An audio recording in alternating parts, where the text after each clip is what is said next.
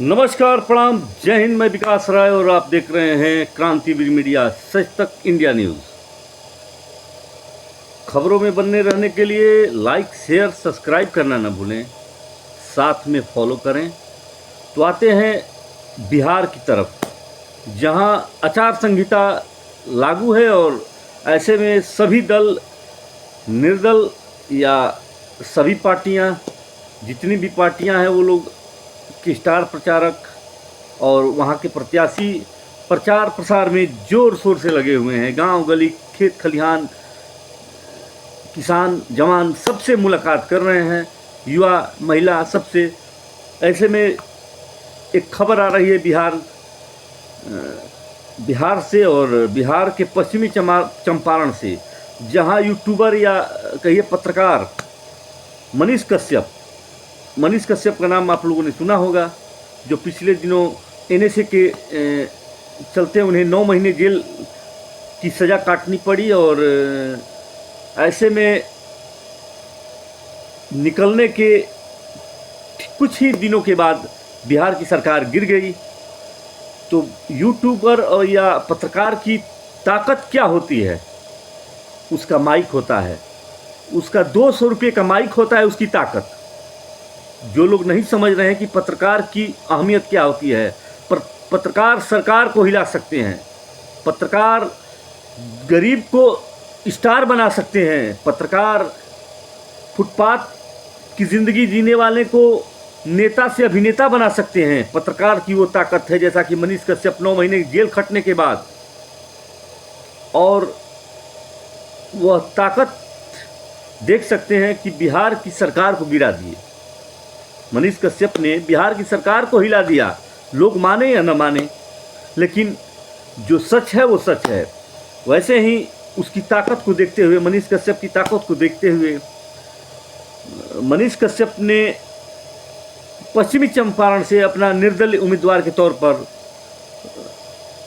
प्रचार प्रसार शुरू किया। जन समर्थन मिलने लगा, महिलाएं, बूढ़े बुजुर्ग, गरीब, शोषित, वंचित उसकी परछाई बनकर उसके साथ दौड़ने लगे। और जब ताकत का एहसास भारतीय जनता पार्टी को हुआ तो दिल्ली से फ़ोन की घंटी बजी।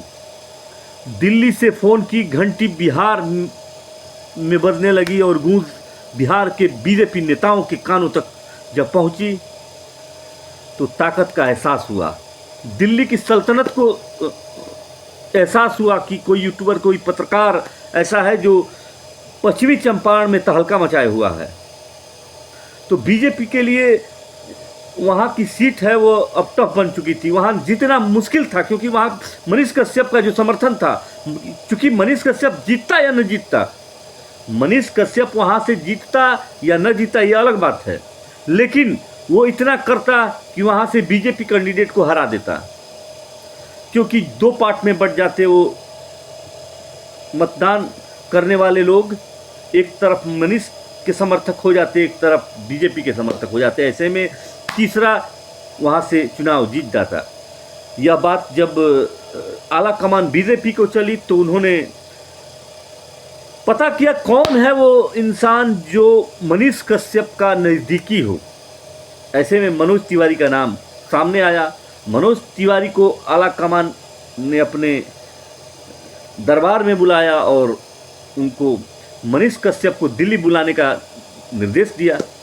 मनीष कश्यप इस समय दिल्ली में पहुंच चुके हैं और ऐसी खबर आ रही है कि उनको बीजेपी में ज्वाइन करने का ऑफर मिला है या ज्वाइन हो सकते हैं।